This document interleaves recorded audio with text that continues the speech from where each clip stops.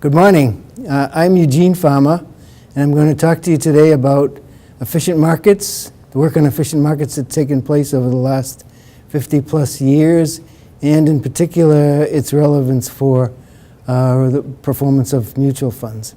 So this work goes back to the early 1960s when computers first came around and people, statisticians and economists, were liberated from their old mechanical calculators and were able to do empirical studies that went far beyond anything previously done. And among the most easily available data were stock prices. And people began to study the behavior of stock prices and returns, and that was kind of the beginning of the efficient markets work. Now that work has gone into lots of different areas, including many hundreds of studies on the reaction of prices to specific kinds of information. But that's not what interests us today. What interests us today is what does it say about the performance of mutual funds? And basically what it says is the efficient markets hypothesis, in its simplest form, says prices reflect all available information, which means it's difficult or impossible to beat the market, to pick winners, and that the best investment strategy is simply to hold a diversified portfolio, say, of all stocks, if it's common stocks we're talking about. Now, the first study of investment performance to see how well this hypothesis worked was done by Michael Jensen in the late 1960s. Here is a PhD thesis at the University of Chicago. And what he found was that mutual funds did not outperform their benchmarks, and in fact, they underperformed over long periods of time. And that was the first real big study kind of showing that managed portfolios didn't outperform passive benchmarks. And that work on mutual funds has been repeated over and over since then, and the results are always, on new data, the results are always pretty much the same. The industry as a whole does not do well. Another famous study, which was also done here at the University of Chicago as a PhD thesis, was by Mark Carhart in the late 1990s. What he did was to study the persistence of fund performance. So he ranked funds based on 5 years of past returns, and then he tested how well they did in the future. And what he found was basically that sorting funds that way provided no information about future returns. Basically, past returns weren't predictive of future returns. What was the most powerful predictive variable? Well, basically fees and expenses. The higher the fees and expenses, the lower the returns. And mutual funds on average lost by the amount of fees and expenses. Now, in 2010, Kenneth French and I published a paper in which we tried to examine the performance of funds over their entire lifetimes, rather than over short periods like 5 years, which Mark Carhart had examined.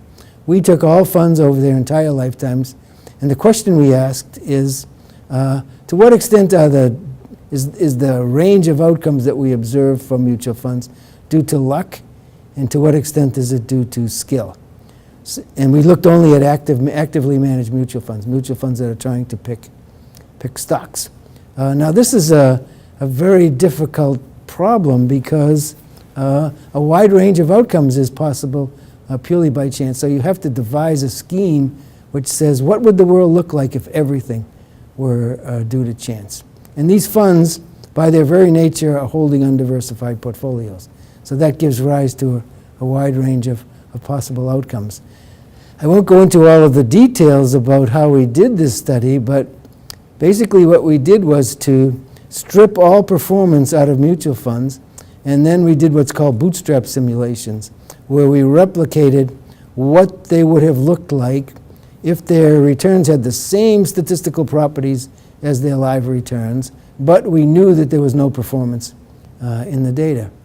And we found that there was a huge range of results that were possible on a purely chance basis. And then we compared that distribution of outcomes to the actual distribution produced by mutual funds.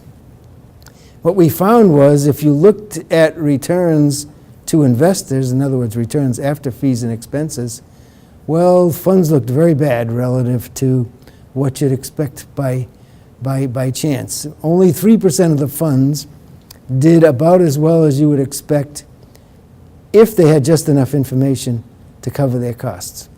Now, these were funds, these 3% are funds about whom books are written because they're in the top 3% of outcomes.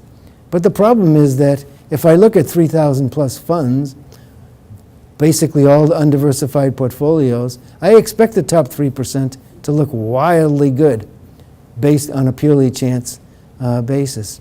But going forward, what I expect if they just have enough information to cover their costs is they'll be no better than a passive mutual fund, and all the rest will be worse.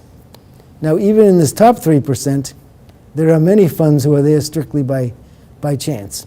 So if you were even to pick among these funds, you would have to pick all of them in order to be sure that you were just about even, going forward, just about even to what you would have if you just invested in passive index funds. Now, another amusing outcome from this, and this is shown up in other studies as well, is if you aggregate all the portfolios of active managers, what you get is, I always chuckle when there's bad news, what you get is the market portfolio. So basically, all of their beliefs aggregated wash out, and their aggregate portfolio is just the market portfolio. So investors are paying on average 1% for active mutual funds, and all they're getting out of it on average is the market portfolio, which they could buy from an index fund with very low fees and expenses. Then we also said, well, that's what happens to investors in these funds. What happens if we give the funds back all of their fees and expenses? And there we find there's more evidence that there are good funds, but they're entirely balanced by the bad funds. And that's that's actually a theorem that says active management is a zero-sum game. The winners eat the losers. And that's not a hypothesis, it's actually arithmetic.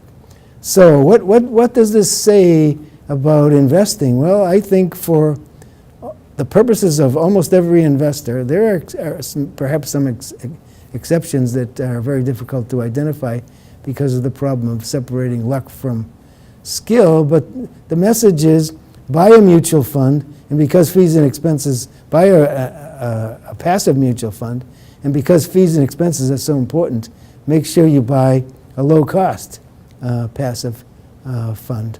And I don't think you're going to be able to do any better than that, because even if there are good managers out there, you're not going to be able to tell the difference between luck and skill. Now, I could go on and we could say, well, what does this imply about other managers? What about hedge funds? Well, the problem there is even more difficult because hedge funds, by their very nature, hold undiversified portfolios that are highly levered, which means the range of outcomes that are consistent with chance is much wider than it is for a mutual fund. So it's going to be even more difficult to tell the difference between luck and skill. Another message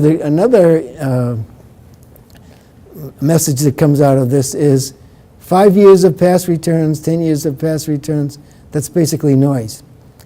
Almost all of that can be attributed to chance. So trying to choose managers based on limited periods of past returns, basically a waste of time.